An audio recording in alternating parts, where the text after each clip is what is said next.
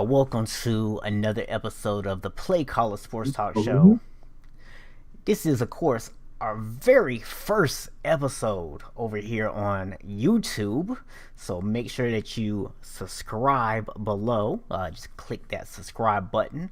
And every week when you come to our page, you will see upcoming live videos and you can click on get reminders. And then that way you don't even have to remember. Your phone will pop up and tell you it's time to go watch the play callers.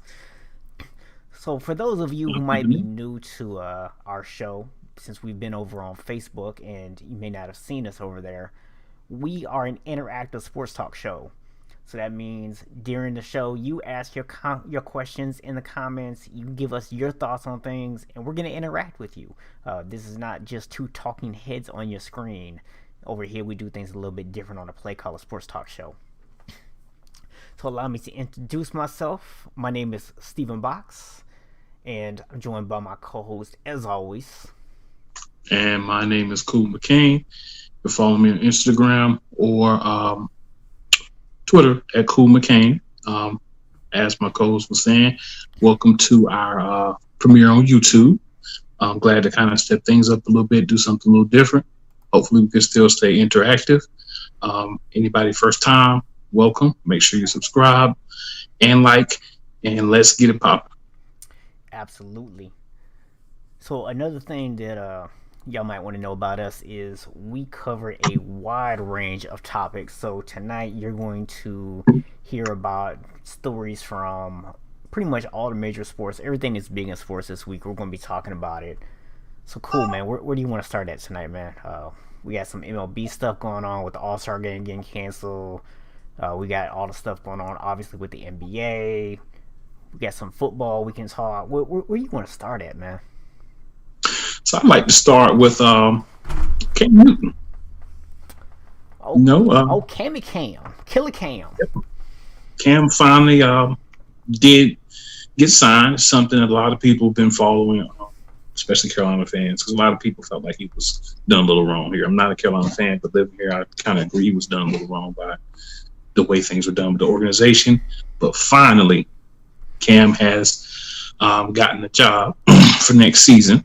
And it's a position in a place that I think is good for him. It's one of the places we talked about multiple times, along with some other places like Jacksonville, Pittsburgh, that would be good fits where he could go and start maybe this year, somewhere during the season or next year. But I think he actually landed in the one spot where it's an open position. And him signing there says that, and that's New England. Yeah, I don't think it's a foregone conclusion that he'll be the starter. We've said multiple times on this show that we don't believe when they say that the Patriots actually are sold on Jarrett Stidham.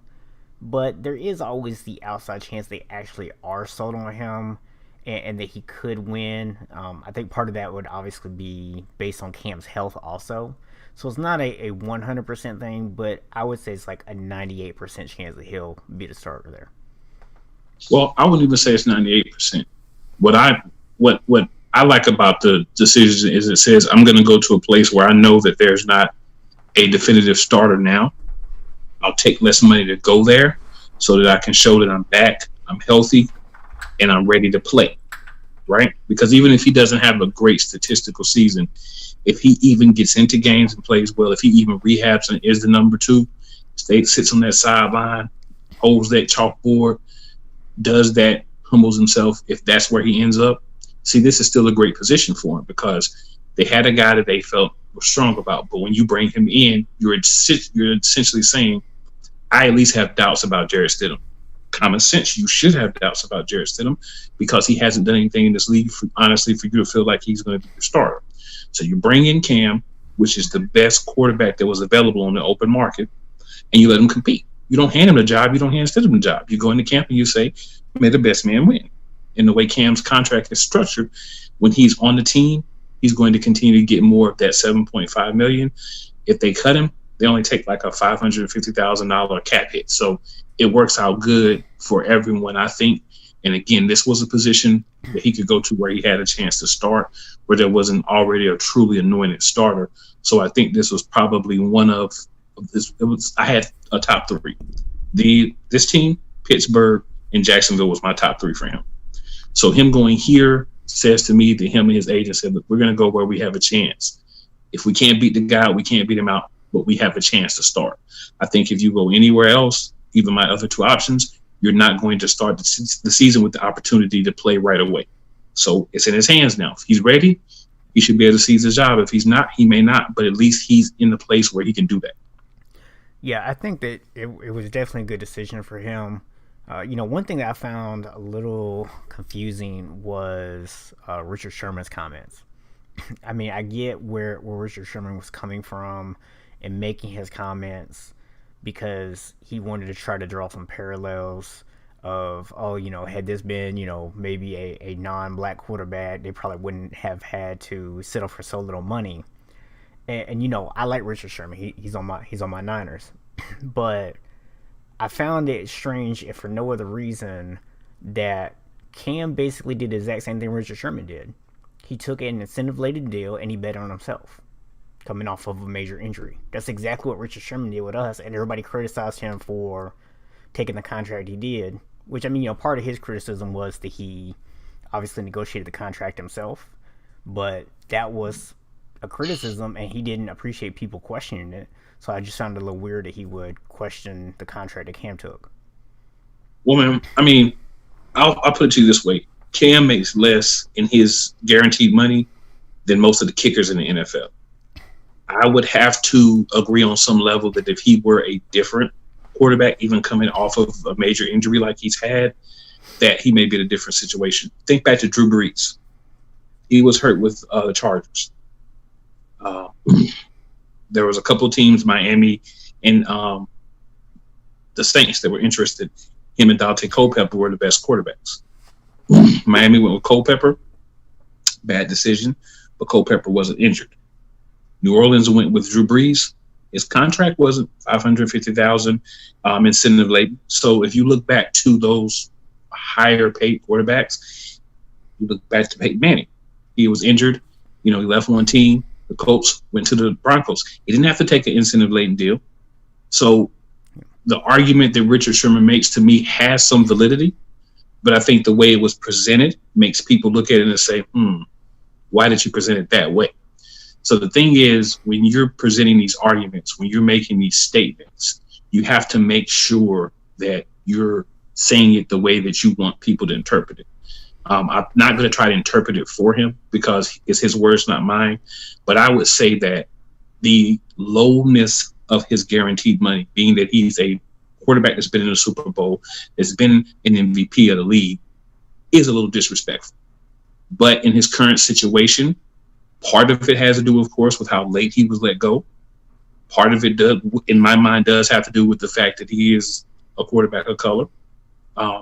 And part of it has to do also with the fact of the injury itself.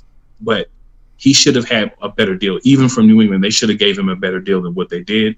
But if that's the best he could negotiate, his agent, then that's the best he can negotiate to go where he has the opportunity to show he can still play and then hopefully get his money down the road.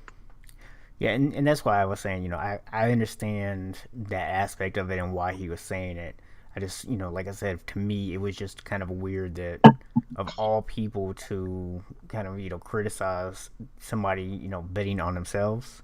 It just seemed a little weird that Richard Sherman would be the one to speak up and do that. But, and I know a lot of people want to draw comparisons to Kurt Warner because you have a former Super Bowl MVP, former Super Bowl champion who ended up taking a minimum deal around when he was about the same age as Cam to go to New York, and he was actually the starter when he got to New York, with Eli sitting on the bench, and then Eli ended up coming in after I think it was 8 or 9 games.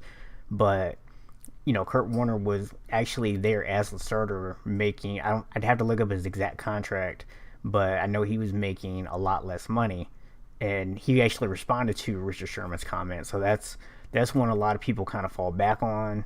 And my only comment on that is that might be a valid point, but if you can literally only find one example where this happened, and somebody can easily find 4 or 5 examples where the opposite happened, I'm going to kind of lean toward the 4 or 5 examples more so than the one example you could actually come up with.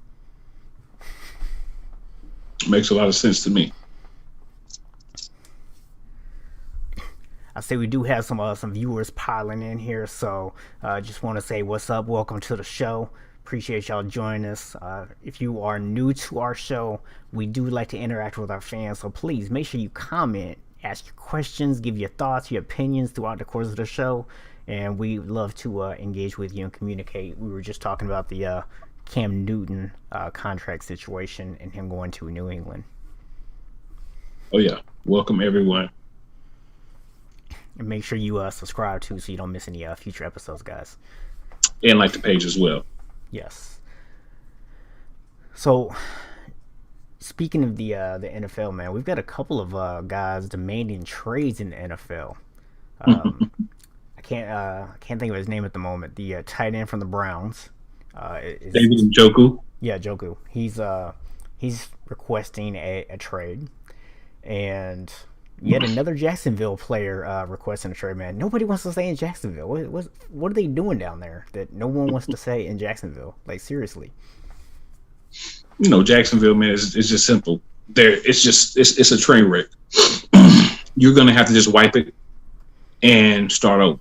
You know, you had a really good team, but you started getting rid of people, and I think a lot of times when you do that, other guys are sitting there, because you think about it, when you get rid of, you know, top tier players on one side of the ball, the other players on that side of the ball are like, well, if they'll get rid of them, they'll trade them, they'll get rid of me. So then you start saying, well, you know what, just trade me. You know, so now you've had a large exodus of really good defensive players. So then other players are starting to look and say, you know what, man, I don't want to be here either. Let me go somewhere else, because obviously you're rebuilding. If you're getting rid of all this talent, you're rebuilding. You don't have the luxury, and no one in the NFL has the luxury of having 7 good defensive backs at safety and DB, where you can lose all your starters, a lot of your real strong players at the position, and then have someone else to step in and be ready. It's not happening. So you're essentially saying we're rebuilding. So when you're doing that, guys who want to win, guys who've been there and already been built up there are like, I don't want to go through this again. So can I get out of here? And that's pretty much what I see happening in Jacksonville. Yes, it's kind of a crazy situation there. So the one thing that Jacksonville has done is they at least haven't let these guys go for next to nothing. They've at least gotten some good trade value out of some guys, unlike I don't know, Bill O'Brien. So the first thing I thought for the second one with Njoku, first thing I thought was, I wonder what you can swindle Houston out of for Njoku, because I mean they could use a tight end. The teams could too, like New England could use a tight end. Just off the top of my head, I know the Patriots could use a tight end. You know, so there's other teams that could use a tight end as well. Yeah, Dallas is another team that people are associating with them. Yep, Dallas could use a tight end. So you think about a couple of teams, even over the Chargers, they have a guy under Henry, but he's kind of been one of those guys that's been hurt a lot. Atlanta lost their guy. I know they brought in a guy, but is Njoku better than him? Possibly. So, I mean, you'll have some teams that'll probably at least reach out and see if they really want to trade him. And he's pretty much said, I'm not going to play for them. I want to be traded before training camp starts. So you diminish the return that you can get when you do that. But I guess you put yourself in an opportunity for more teams to come for you if you're saying, hey, I don't want to be there, because then teams are going to, the team's going to have to be in a situation to say, well, the guy says he doesn't want to be here. He's not going to show up. We might as well trade him.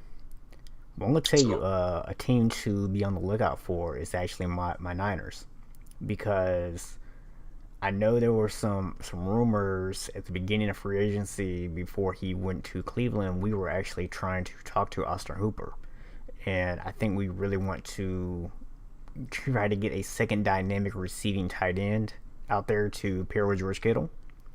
So that's a possibility, especially with Deebo Samuel, getting injured. And I know if he hits, where he should in terms of recovery, he should only miss at most like the first week or two of the season. He might even be back in time for the start of the season. But you're essentially going to, at this point, be expecting for a rookie wide receiver who's getting no training camp time no mini camp, no rookie mini camp, none of that stuff that the rookies normally get to try to adapt. He's not getting any of that, and he's going to be asked to step in week one and take Deebo Samuel's place and try to give him that production. So don't be surprised if the 49ers jump in on this for the right price and look at adding another weapon to their offense. Yeah, I mean, I think you look at the Jets too. There's been a lot of rumors that they're wanting to trade their disgruntled guy, Jamal Adams, for Zach Ertz. So if they're looking to possibly trade for a tight end, then they could be, an option as well. So, I mean, there's a lot of teams that could use a guy that can do what David Njoku can do offensively as a tight end on their team. So I don't think that there'll be a issue with getting him, traded. It sounds like he wants to be on. The organization at first looked like they wanted to keep him, but like I said, if the guy doesn't want to be there, hey, you know what? We'll get something now. Cut our losses. Go ahead and have some fun. Absolutely. So, any other NFL topics you want to discuss before we move on to a different sport here? There is. So, I have a big problem with the entire Washington Redskins thing.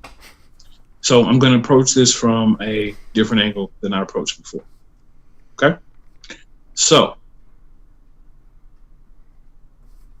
there's been different polls, and of course, we know numbers you can manipulate. You can talk to certain people, make sure the numbers look the way you want to look. But at least I think it's comfortable to say that there are at least some people who at least are slightly displeased that the Washington Redskins are named the Washington Redskins.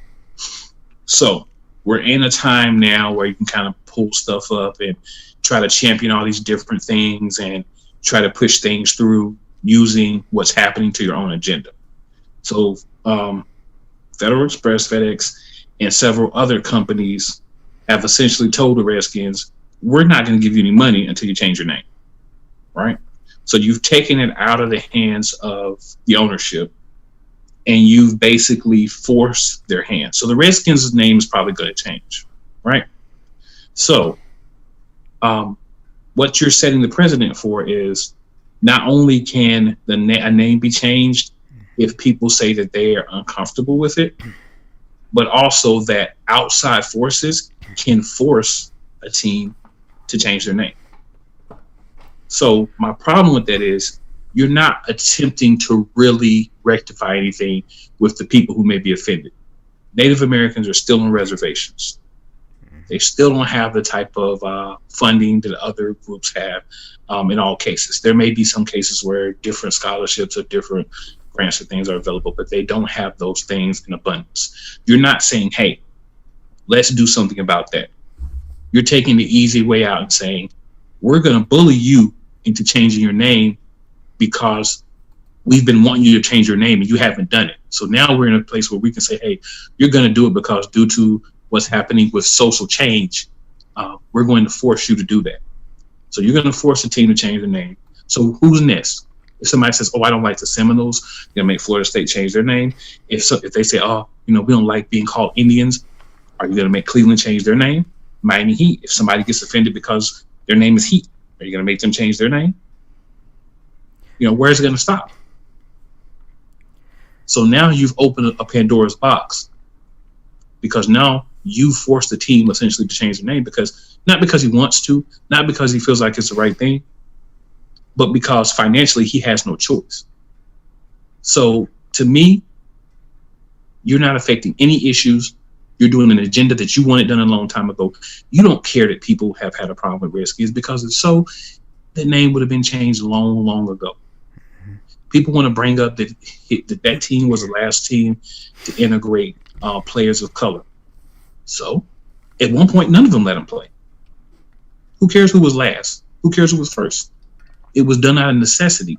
The teams that, let's be real, the teams that started allowing people of color to play back in the day did it because they saw how athletic the people of color were and that they could help their teams win. That's why they did it. This was not done to appease the Native American community whatsoever.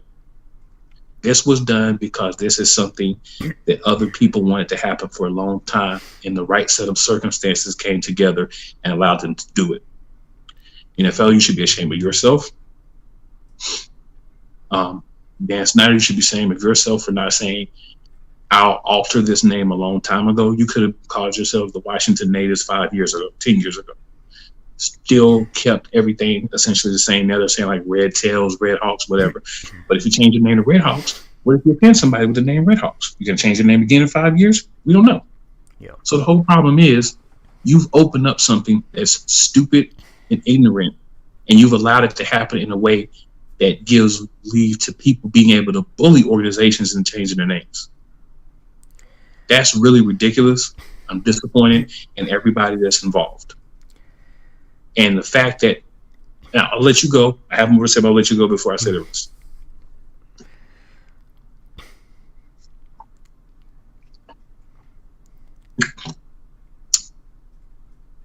Go ahead, sir.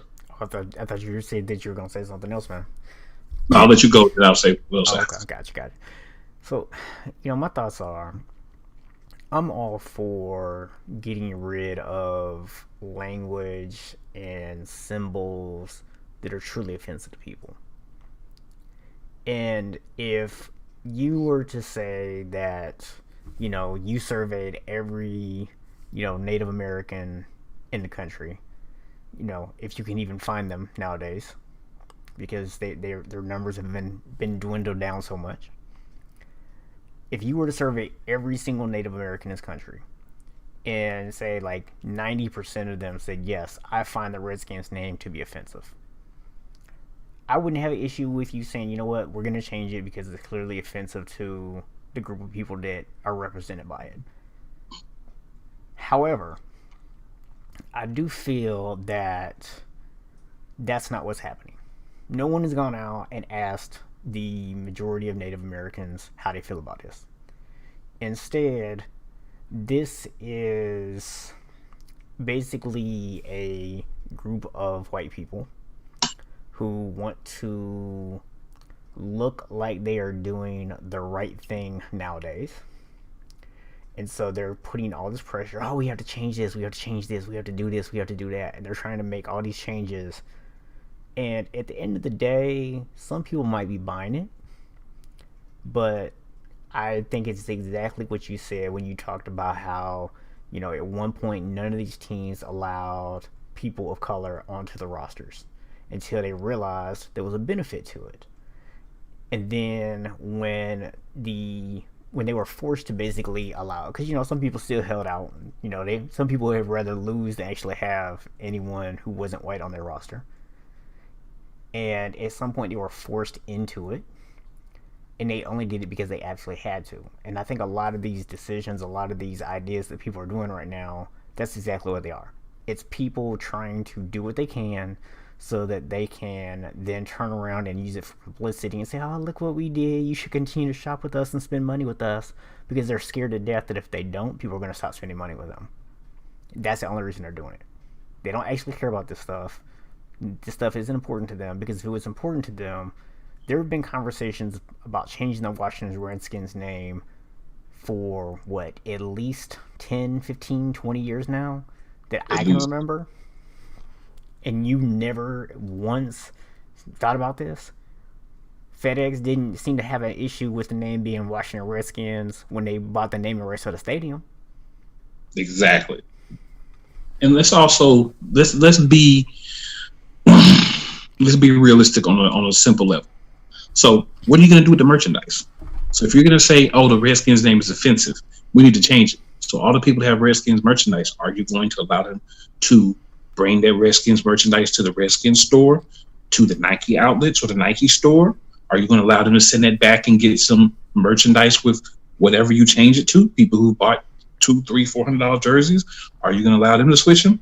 Or are you okay with them wearing that old offensive name merchandise to the games because you don't want to give them new stuff now that you're forcing the team to change the name, right? What about people who have, tattoos with the Redskins on? Are they supposed to go and get that removed because that's offensive now? Because it's been their team that's been the name for years. Hats, gloves, jerseys, T-shirts. People had their cars done. Every team, you have fans that'll go out and get a name like wrapped on their car. What are they supposed to do? Are you going to pay for people to make all these changes because it's so offensive and you want to appease this group of people so much? Because if you're really doing it for the right reasons, then this should be things that you're doing. This should be things that you've thought about. So my thing is, if that's what you're going to do, okay. So by the time the season starts, because keep in mind, they want this change before the season starts, from what I've been hearing. So if they want this done and this change to take place, then you need to start getting this merchandise together so that Nike can put it on the site so that so people can then swap their old offensive gear for the new gear, right? Mm-hmm. So you need to be thinking about all of that. So if you're so into making it so right and, wanting people to get away from this and that this is such wrong to have this name, then you need to take care of everyone. In FedEx, since you're spearheading the whole thing, you should be the ones to foot the bill. You and all your other companies that want to bully the Redskins into making this change, you should be the ones that are footing the bill for these changes. For all this merchandise, you got to put new stickers on the helmets. You got to get new jerseys done. You got to get new practice gear done. You got to get a logo marked up. You got to get it approved. You got to get it copyrighted. You have to go through all these things. Yep. So I don't think you thought about any of that because, like you just said, and like I was alluding to earlier, you're only doing it because you want people to feel like that you care. Funny thing about it, the big thing right now is Black Lives Matter. So your thing is for social justice and Black Lives Matter, we're going to force the Redskins to get rid of the Redskins. Well, man, one thing that, I've said for years, and this isn't really sports, but it is related to our conversation here, is anytime that you start focusing on one group, and this is what happens, So a lot of people, we've had a conversation about, people who say all lives matter. And I don't agree with that comment. I feel like people who make it are basically saying that all lives don't really matter. But the reason why they say that is because all of a sudden they feel left out. They're like, oh, now you're saying Black lives matter. What about me? I'm not black. Do I not matter? So they feel left out. And now what we're seeing is other minority groups are wanting to jump onto the Black Lives Matter bandwagon, and you got women. Oh, what about women's rights? You got people who are gay. Oh, what about gay people? You have Native. Oh, what about the Native Americans? Basically every minority group it has something that they can bring to the table because every minority group in this country has something against them, but we can't ever just focus on one thing because everybody wants to, jump in and start getting their attention as soon as one group starts getting any kind of a movement going. Everybody wants to jump in and get theirs. And that's the problem. And this is diverting from the real issues. So a lot of people complain about not wanting to divert from the issues and wanting to stay focused on the whole Black Lives Matter thing and what's happened to those people who've been tragically killed and everything. This is taken away from them because this is not bringing any focus to that. And that's where my biggest problem lies. But all those other things are problems for me as well because we're just sitting there and we're just allowing people to have us focus on anything that they want us to. Mm-hmm. We're still being sheep. And not me specific, not everybody that's watching, not everybody out there, but there are a majority of people that are just going to be sheep for whatever. Oh, yeah, they should change the name. That has nothing to do with the issue that's at the forefront right now. Right. If this is what you want to do, that's fine. But why pick this time to do it? Why not say, okay, you're going to need to get rid of the Redskins. But we know that's not something that you can do immediately. So as long as you decide, and they could always reverse a little bit and do that, but as long as you decide on getting a new name, we'll give you this last year with the Redskins, give you time to get everything rolled out. But it doesn't sound like that's the way that they want to do it. Yeah. So it's ridiculous. It's unrealistic. It's very unintelligent. And like I said, to have a league that doesn't say, hold on, even if you want them to change it, they need time. It's a joke. And then, you may even have a season anyway.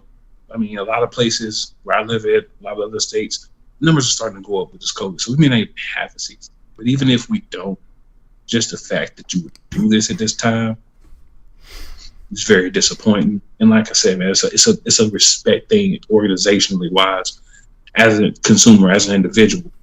You're only coming to the front and saying things when you think is going to benefit you.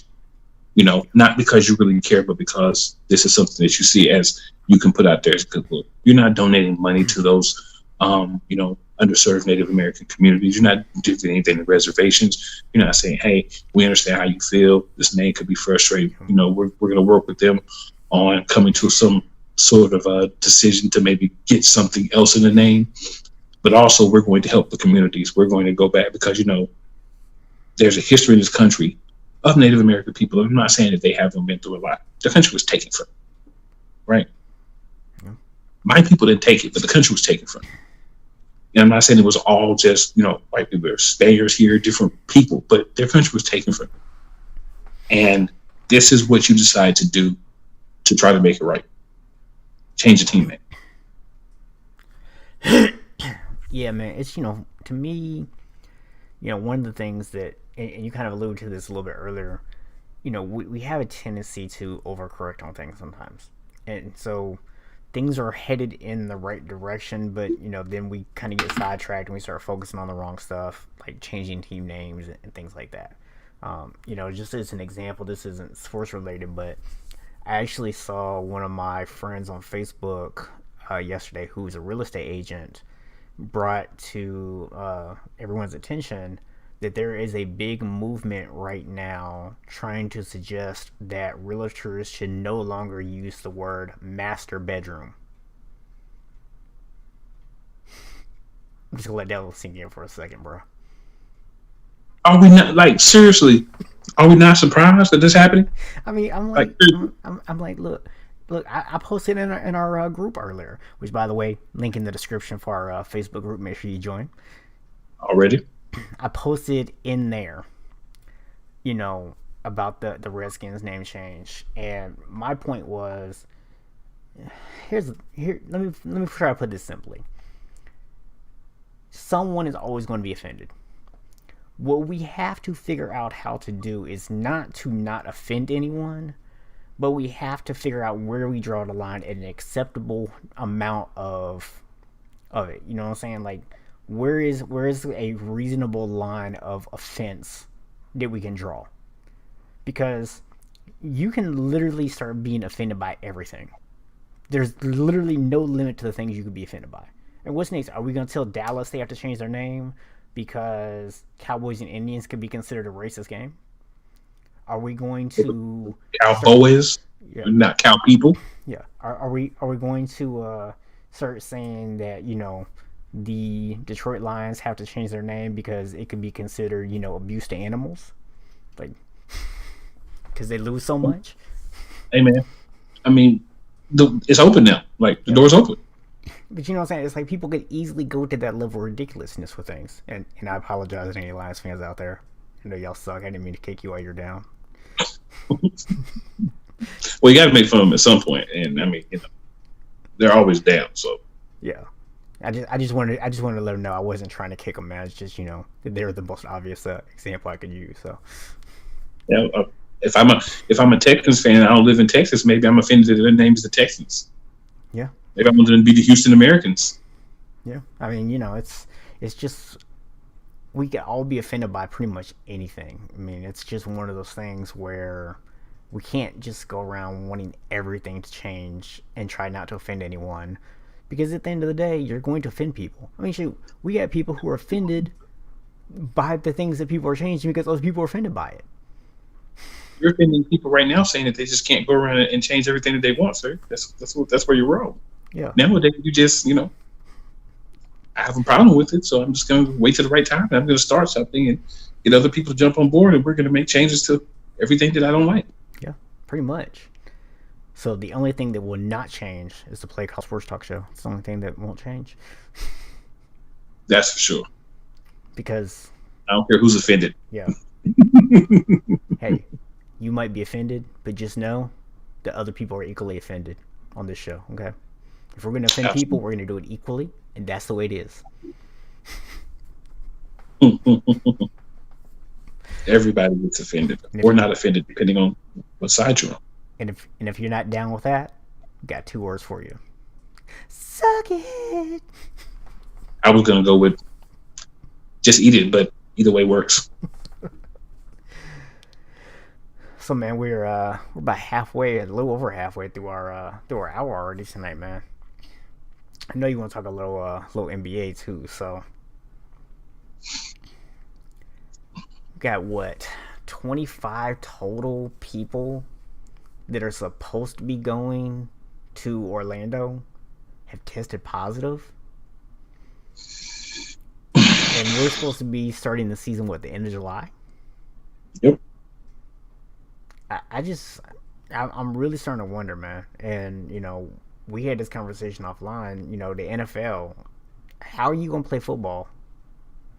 Like, how are you even gonna do it? Like, it doesn't even make sense that you even think you're gonna be able to play football. At least basketball, you could go out there and basically look like an all-star game and nobody playing any kind of defense whatsoever, and maintain at least some level of restriction. But you already had 25 people who tested positive. So now you got, really, you can't even put people into the bubble until they clean. So what, we're going to start putting people in the bubble now? Like, okay, you tested negative, you go in the bubble. Okay, you tested negative, you go in the bubble. And we're seeing more and more players opt out because they don't want to risk. Because you got to think about it, like, realistically, in order for this bubble thing to work, when you go in, you're in. Like, if you go out, you can't come back in. There's no readmission into the bubble. So you're asking people to separate from their friends, their family, their whole lives. And I understand some people are just going to say, they get paid millions and millions of dollars for that. No, they get paid millions of dollars to play basketball. Ain't nobody signed up to never see their family for months on end. Nobody signed up for that. It's interesting. I was actually watching little ESPN earlier, and they were talking to one of the reporters that is in the bubble in Orlando. They got there today, so they're flying commercial. So when they get there, they have to stay. They had to stay at one hotel. They were sequestered in, and then today they went to the hotel they're going to stay in Orlando in the bubble. So they got to the hotel. Anyone that flew commercial or that would have tested positive in the past, they're given a green wristband. They have to be isolated for a minimum of 7 days. So for 7 days, they get tested every day for those 7 days. But until they are cleared after the 7 days, and if there's any question about their test or if they have a positive test, then obviously it's at least 14 days. But they have to be sequestered for that amount of time. The only time they can come out of their room is to go get their test. They get food 3 times a day. They're delivered like a package of food. So it's whatever all the choices are. So like the example that she gave was they had like a breakfast sandwich. They had like fruit, oatmeal, yogurt, like all this stuff for breakfast, bacon, whatever. They just brought them a tray with everything. And then you have to wait at least 30 seconds from when they knock on your door to make sure that they have a chance to get further enough away so you don't come in contact. So they're handling the food as minimal as possible. So they're just making things, putting it in, and everybody's getting the same thing. So you obviously can eat whatever you want, whatever you don't want. You can eat or save for later, however you want to do it. After the 7 days, they're actually being given, they still get the testing every day, but they're given a different device. They're given like this ring of some sort that they're going to be wearing, as well as like this, it looks kind of like anyone that has like one of these, it kind of looks like that, but it's like circular in the middle. And they have to wear that, and it monitors like if there's a difference in their oxygen levels, if there's a difference in their temperature, different things like that, to alert someone, hey, this is a person that may have gotten infected. So they're doing a lot to try to curb the infection.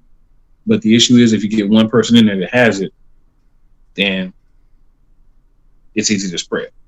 Yeah. From what we've seen so far. So they're taking good precautions now. But I think the problem is we don't know what's happening with people until they're getting there. Like I know some Nuggets had COVID-19, People have been in different areas. So if you're from another country, you've been there, unless you didn't get back there before everything got shut down. Yeah. So you're bringing in your people going through airports, commercial travel, things like that.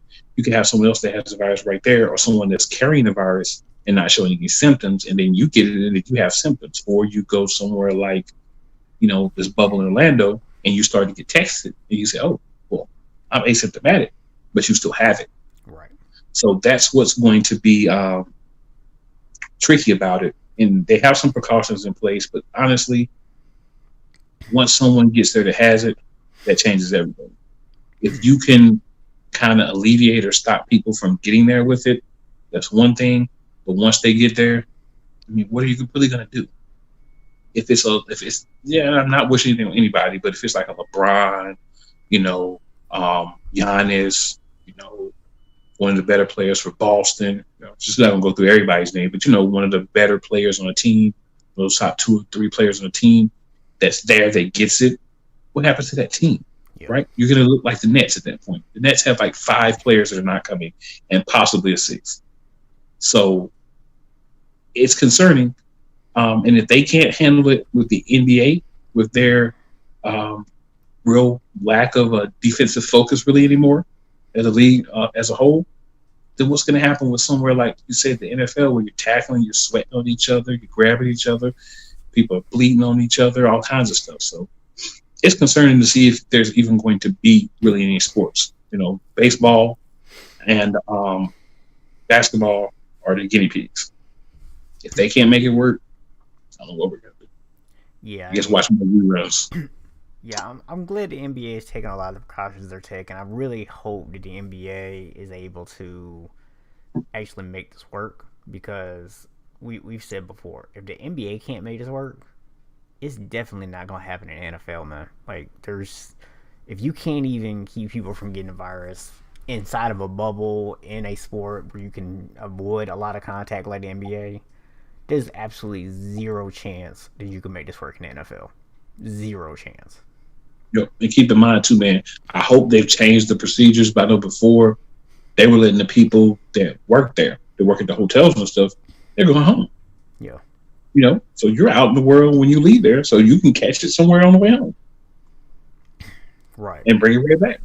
Right. So it's like if somebody's delivering meals to your room, like what, you gotta have you supply some Lysol wipes so you can wipe everything down when you get it from under the when you go outside in the hallway and get yourself, now you gotta wipe it down, make sure nobody got no virus on it. I mean, it's kind of crazy, bro. So one thing about the NBA I want to talk about real quick, man, because I was actually listening to a interview the other day with, even though he's a football player, former wide receiver for the Falcons, Harry Douglas, and he was on the sports talk show, the local radio here, and they were talking about this hotline, the snitch hotline that they got set up for the NBA. And his take was like, he's like, look, man, I'm not about no snitching. I don't agree with snitching.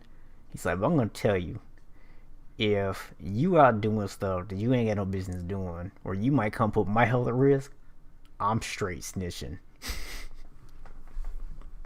And I gotta be real with you, man. I agree with him. Like, I'm not about that either. I don't believe in snitching on people, let people do what they do. But the moment you were putting me at risk, all bets are off, bro. All bets are off. So what are your thoughts on the snitch hotline, man? You think it's a good idea? You think it's too far? What do you think? You gotta have it. I'm not a fan of it, but you have to have it. Like, if you're gonna do this, you have to have it, because we don't know how people are gonna act when they're inside that bubble, right? Yep. So if you're doing something you're not supposed to do, and I see you doing it, I may feel comfortable coming to you and saying, "Hey, man, do that again, bro. I'm gonna have to make that call." Or if I'm the 13th guy on the bench and I see LeBron sneak off and go do whatever, maybe go hang with his family or do whatever, and I see him coming back, I'm not going to him and saying that, So somebody needs to know what he's doing. So you got to have it. There are situations where you have to use it. Yeah. I wouldn't want to, but again, you got to do what you got to do. It's about health. It's not about me just wanting to, stop somebody from doing something. It's a health pandemic situation we're still in, and it's worse in Florida where they're at. It's one of the places where it's really bad. So you got to look out for your health and everyone else's health. So if you see somebody doing something they probably shouldn't be doing, unfortunately, I have to agree. I don't like it, but I have to agree. You got to take care of the people. Like, you got to. In this situation, you have to. Yeah, and I mean, when you think about it, man, these are professional athletes. If they go out in public, it's not like no one's not going to recognize them. So they're going to have people coming up to them. A lot of people aren't wearing masks. They're not doing anything to help protect other people. So you go out there, big crowds of people start coming up around you. A lot of them may not have masks on. Your chances of getting infected are pretty high at that point. So Yep. you really shouldn't be going outside the bubble anyways. So I don't really have an issue with them giving the opportunity to people to do that. But, I'm sure there's some people out there probably do have an issue with it. Those people probably don't have masks on either. So, just saying. That group of people is the reason why things are in jeopardy now. People argue that it's not spreading. It's not spreading because a lot of people are doing what's being told. Social distancing, staying at home as much as possible, and wearing masks. Yep. It's crazy that those things might actually work. Now, I will say this, guys. If you don't have a mask on, if you don't want to wear your mask when you go out in public, this is all I'm gonna tell you. If we do not have a football season, it is your fault. So don't complain when we don't have football if you don't want to wear a mask. Exactly. Wear your mask so we can have football, please. What does it hurt you? Like, even if you feel like, oh, it's ridiculous, what does it hurt you to say, all right, when I go out, I'm going to go ahead and put this mask on because that's what we're advised to do. You have the people that say, oh, the mask, it doesn't stop me from getting sick. It just stops me from getting other people sick. If everybody wears their mask and it stops other people from getting sick, guess what happens? No one else can get sick. It's amazing. Unbelievable. Just wear your freaking mask. So, you ready to get mad? I'm not gonna get mad, but go ahead. I just got not really like mad, but you're gonna shake your head when I tell you. I just got an alert on my phone while we were talking about the NBA. The Cleveland Indians prepare to consider a nickname change seriously. Not surprised. See, here's the thing. Like, we just got through talking about that. That's what's going to happen, man. It's going to be the Indians. It's going to be the Braves. It's going to be the Seminoles sooner or later. Because what's going to happen is, we're offended. Because you know what's going to happen? You're just the Seminoles. And the problem is there's other Native American tribes and stuff. And they may be offended that we're just, catering to one. It's just going to be a whole bunch of ridiculousness. Yeah, I tell you, Florida State's an interesting to me because I don't know if you remember this or not. I mean, it's been, I don't know, I want to say maybe 15 years or so since this conversation came up. But, and a lot of people may not know this, but Florida State has a agreement in place with the Seminole tribe of Florida. They actually work closely with them to make sure that everything they do is authentic, to make sure that it's respectful. They really have developed a great relationship with the actual tribe. So, but there's a member of the tribe or another tribe that's outside of there, and they're offended by it, and it gets some more people to say that they're offended by it. Then they're gonna have to change the name, man. That's where we're at. But this is what I was gonna say. So here's where it gets interesting: is there is another Seminole tribe in Oklahoma, and they were upset about it. This was, like I said, like 15 years ago or something like that. So they made a big fuss about it, and at the time nothing changed because the argument was like, well, hey, we're in Florida, the local tribe here, they don't care, we're working with them, they're okay with it, they happy with the arrangement that we have. So it'd be one of those things where I'll be interested to see, because I'm sure they are going to come after us at some point, so I will be interested to see if that happens. Obviously, I hope that it doesn't, because there's obviously nothing derogatory about the Seminole name, and we obviously are taking a lot of precautions to make sure we're being respectful in the depictions that we make. But I'm sure that changes will come, and we'll just have to see what those are. But that's the thing, man. Where do we draw the line at? You think about it. What's an acceptable amount of people being upset? Christian groups could be like, the Blue Devils, the Sun Devils. We don't want teams with devils in the name.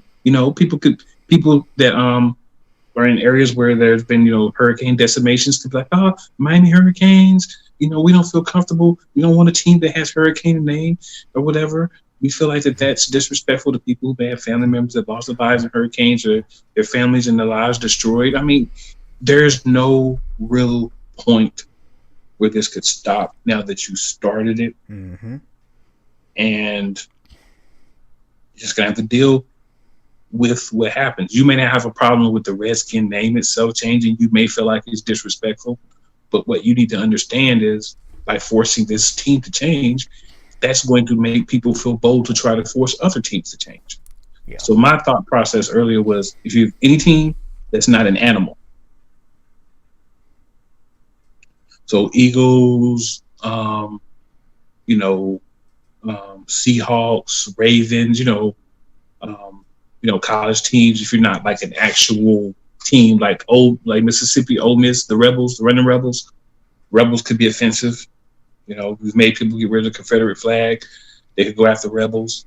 So the thing is, you're just opening up so many different Pandora's boxes that good luck with finding your cutoff point. Mm-hmm. Now that you've started this, and I'm just going to sit back and sit my team and enjoy the foolishness, because it's going to get to a point where most people are going to be mad that you started it. And when you start it, that's what happens. In the legend, let me quote some legendary words. Don't start no, won't be no. Too late for that. Yeah, I mean that's the thing, man. Like, I don't have an issue with the idea of the Redskins name itself changing. I have an issue with the fact that it's changing because other companies have up and decided that they want to make themselves look good, so they are changing that. And hopefully you're not hearing these fireworks in the background outside of my house here. Oh, we hear them. Yeah. So my thing is, man, the whole thing with the name change is, if you had an issue with this name and you wanted to go out and you wanted to stand outside of the Redskins headquarters or their stadium and you wanted to protest, if you wanted to, every opportunity you get, drag Daniel Snyder through the mud and tell him what a terrible person he is for leaving his name to Redskins, as a fan, as a normal person, you have the right to do that, and I would support you in doing that. And if Daniel Snyder at some point say, hey, you know what, we're losing money, people aren't coming to the games, they're not buying the merchandise, we're going to go ahead and change the name, he's making that decision, and the public spoke. This isn't right. Public speaking. This is other companies trying to get ahead of these requests and trying to make themselves look better. Straight bullying, man. This is the same thing as for a lot of people who were in high school and some jerk grabbed you, pushed you against the lockers, took your lunch money, or shoots fireworks out of your window while you're trying to record a show, and will beat you up. And you know what I'm saying? That's pretty much what this is. Yeah, man. Like I said, or some jerk shoots fireworks outside of your window while you're trying to record a podcast. I don't feel bad. It's happening here too. It's just further away, so you can't hear it. Oh man, but yeah, man, it's unfortunate, man. We I'm gonna go along for the ride, see all the stuff that they go ahead and change, and then I'm going to wait until people sit back and wake up and realize, oh wait, nothing's changed. Inequality is still real. Systematic racism still exists. And people just found something else to be offended about now. Oh, but we changed it. We made some teams change their names. Um, so we feel better about ourselves now because I guess you can only be the natives. Maybe it's okay if you're the natives. So maybe if the Redskins would call themselves like the Washington Natives or the Washington Native Americans, maybe that would be okay. Yeah, I don't know. Would they have to change their mascot? Is their mascot okay? Because Uh, Nike actually pulled all the Redskins yeah, merchandise off their store. I saw. I was very disappointed by that as well. Um, another bully move, another bullying tactic. I mean, they got bullied.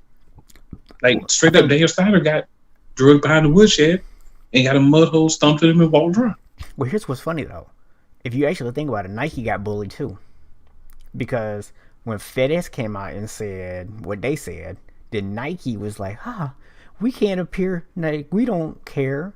Because remember, Nike has this whole thing with Colin Kaepernick. So, Oh, but remember, if you actually, from what I read earlier, Nike did it first. see, I thought FedEx did it first because I didn't hear anything about Nike until afterwards. And from what I heard, Nike pulled the stuff off like early.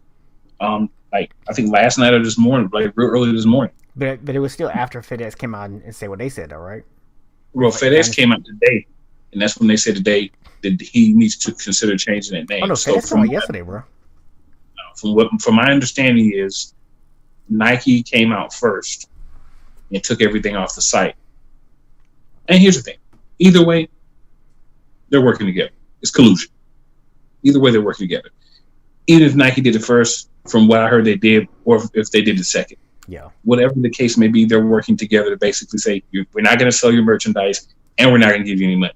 And if you basically tell somebody, we're not going to sell your merchandise and we're the only person that's authorized to sell your merchandise and we're not going to give you money um, until you change your name, which choice do you have? right. Yeah, like I said, I don't know which one said it first. I do know FedEx came out yesterday because I remember actually reading a story yesterday. Yeah, I But do remember that. Now that you mentioned that, but I did. I'm Saw not you. sure. I'm not 100% sure which one came out first. Maybe they called each other and got together on. I don't know. But You probably did. yeah, I mean the thing is, man. But my point was, it creates this chain reaction where like other companies then feel this need to follow suit, so they don't look like the insensitive one. Oh, And yeah. and like I said, in Nike's case, you know, because of the deal they have with Colin Kaepernick, they have to really go out of their way to look like they're being sensitive to all this stuff because they don't want anyone calling them out for being hypocritical. But you know what's crazy? Like, if you think about, like, their jerseys, right? They don't say Redskins anywhere except for, like, a little thing on the top, right? Yeah, But if you think about, like, you got to have some T-shirts that just say Washington or maybe have the mascot and not the actual word on it. You shut down the entire thing. Like, you type in Redskins, no search results. And I think actually somebody posted that that happened yesterday. I don't know what time, but I think they posted that happened sometime yesterday. I said today, my bad, but I think it was yesterday morning that I think somebody was saying that they went on, and that's when they saw it. yeah, But either way, I think they work together. I know we're getting close up to our time, but I wanted to quickly give my very simple thoughts on Major League Baseball and the All-Star game being canceled. So they're playing like 60 games in 67 days. And you really thought that was going to be an All-Star game. You honestly thought playing 60 games in 67 days, they were going to have the opportunity to shut it down for at least a weekend, right? right, People to all get to a central location, come from wherever, because obviously they're not all playing together. They were going to all come to a central location, play a game, do all the activities because you got the game, you got the home run derby, all the things, all the activities they do, get back to their teams and finish games in 67 days. yeah, And you thought that was going to be an all-star game. I'm sorry. I understand that that's news in where we're living in right now. But when you decrease the season to less than half, common sense should have told you that there was not going to be an all-star game. right. I mean, I agree with you, man, and I don't really know why people are so shocked by it. I'm a little bit more surprised that the NFLPA is actually pushing to have zero preseason games. for the simple fact that how do you expect for these guys to go out there and get in any kind of shape? And I understand you don't want to go out there and play games that don't mean anything because of the risk factor or whatever. But if you feel like it's not even safe to go out there and play the 2 preseason games to give guys an opportunity to get themselves back in football shape by playing in an actual game and develop some rhythm against an opponent before that first game of the season, then it's not safe to play at all. I'm curious if this applies to, in the past, you would have like 2 teams that would get together and they would practice together for like a week and then they have a game, right? Well, so I'm curious to cancel that. Well, what I mean is, like, say the Redskins were playing, since we've been talking about them all day, the Redskins were playing like the Patriots in the preseason, right? Mm-hmm. They would have joint practices leading up until that game. So I'm wondering, are you saying that there can't be any joint practices with another team either? No, that's already been done. Well, just hear me out. So maybe what they're trying to say is, let's not have preseason games, but maybe we can all pick a team and have like a week before the season starts or whatever. Maybe we can practice together so our guys get a chance to practice against another defense or another offense versus actually having the games. Maybe that's what they're trying to do. Like, I heard about that too, but it came out kind of close to when we're going on, so I didn't get a chance to really look into it too much. But maybe that's what the Players Association is thinking. And if that's the case, I still think you should have some games, but hopefully they're attempting to figure out something in the suggestions they're making for you to at least get a chance to play against a different offense if you're a defense, a different defense if you're an offense from another team before the season starts. This does kind of change a lot, though, because bubble players that may make the team or may not, it doesn't even seem like they're going to get a chance now. So yeah, it's going to be different. Well, think about it too. Like, especially for your rookies coming in, the owners actually wanted to at least give the rookies an opportunity to come in and have mini camps, or at the very least show up, a little bit before the veterans reported for training camp. And the NFL shut all that down. They were like, no, it's not happening. So you're already telling these rookies who would have to make the adjustment to the NFL anyways, we're not going to give you the extra time that you need to do it. You're going to show up, and now if you take away all the preseason games, these rookies aren't going to really be able to get an actual feel for what it's like to be in the NFL until they show up for their first game that actually matters. Yep. That seems a little unrealistic, and let's be honest, we saw a couple years ago when they started cutting back on practice times and how much hitting they could do in practice and things like that, we saw a major increase in injuries. And I still believe that it's because guys are not in football shape when they're showing up. They're in shape. They're in great physical shape. They're in athletic shape. But they're not in football shape. They're not out there doing football things. And that's why they're getting these injuries. And we're seeing it now where, guys going out doing their own workouts and guys are getting broken bones and tearing ligaments and all kind of stuff. So you're getting all these injuries because the guys' bodies aren't ready for football. You can't put somebody out there week 1 and that'd be the first time they're really getting hit. Like, you can't do that because, look, even if you get hit in practice, we all know your own teammates ain't hitting you quite the same way as your opponent on Sunday. You ain't out there trying to kill somebody on your own team. Like, you might, go out there and lay a lick on them, but you're not trying to go out there and kill the dude. On Sunday, though, they head hunting, bro. Well, man, it's the type of things that you have happen when people make decisions who don't think about the real repercussions of the decisions that they're making. And that's essentially where we're at this point. We're at a point where we have people making decisions.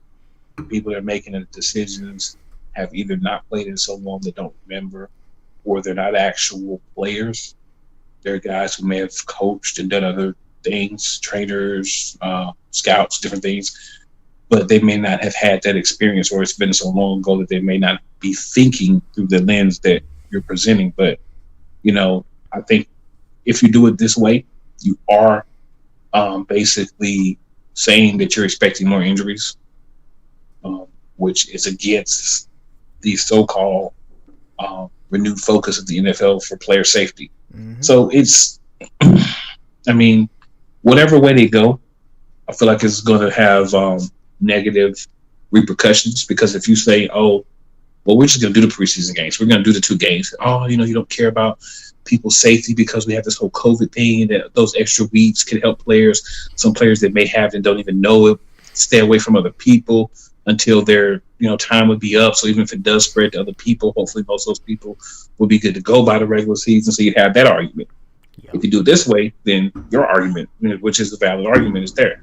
So there's no way for them to really win in this situation.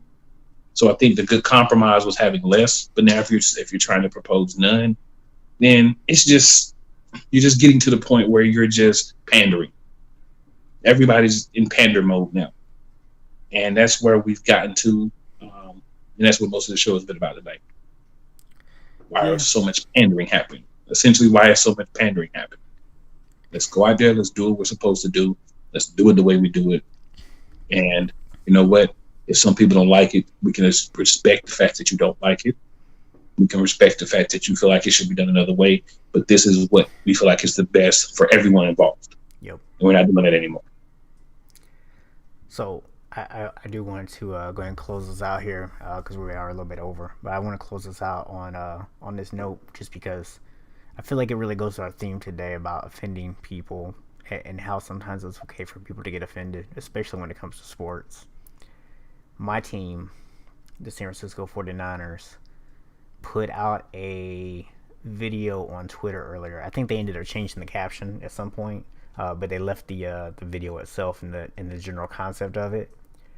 It was a video of the 49ers Saints game from last year, where George Kittle was carrying Saints players down the field while they were grabbing his face mask and trying to rip it off. And the caption was, "Be a Saint, wear your mask," or grab your mask.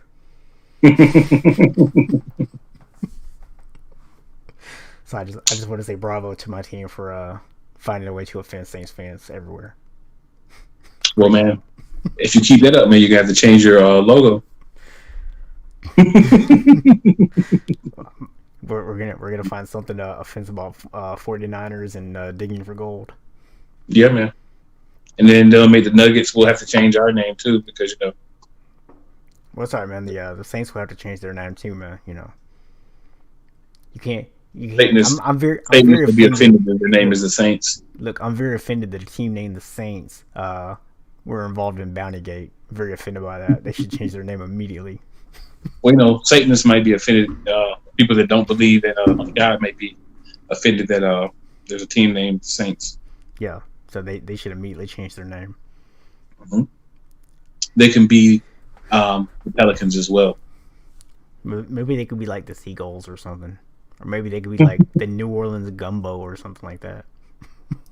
Well, gumbo might be offensive to people who don't like spicy food. I have IBS. That's offensive.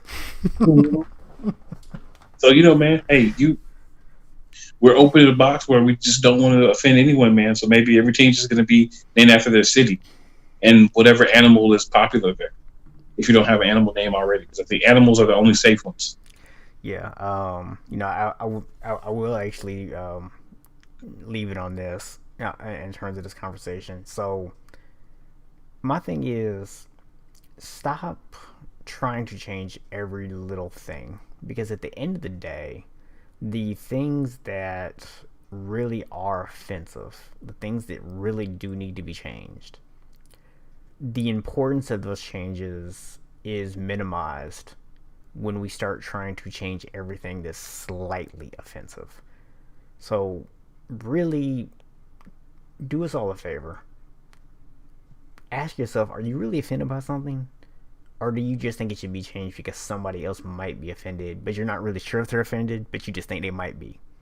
Because, it's probably a good idea to not tell other people that they're offended when you don't know. Well, that's the beauty of what's being done. That's exactly what's being done. It's being done systematically and purposely for that essential end. Mm-hmm. I mean, that's what's being done. You talk about the minimalization of more important things. Absolutely. Yeah, that's the whole purpose. That's the whole purpose. Well, man, we are about 10 minutes over, so I just want to thank anybody who tuned in to join us live tonight. I know it's our first episode, so a lot of y'all might be catching this on the replay, wasn't aware of the fact we are live. But as you can see on the top of your screen, we are live every Friday night at 8:30 p.m. and I'll try to make sure we don't have any fireworks next week, or at least if we do, they'll be on the show and not outside my window. Make sure you guys subscribe too. Absolutely, make sure you subscribe and like us. Since our first week here, we may have some people that are so used to watching it on Facebook that you may be watching it there and not able to interact with us.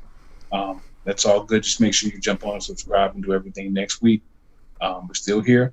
We're still going strong. Still looking for those comments. Still wanting to interact with our community. So let's make it happen. And on to the next week. Well, man, for those of you who might be new, we end every show the exact same way, because eventually this show has to end, because even the sun goes down. And heroes eventually die. And horoscopes often lie. Sometimes why? Nothing is for show. Nothing is for certain. But until they close the curtain, it's him and I. Play callers. Y'all better know that.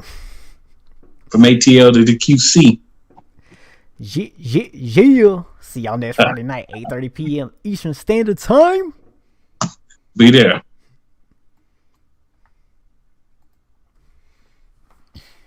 And we out.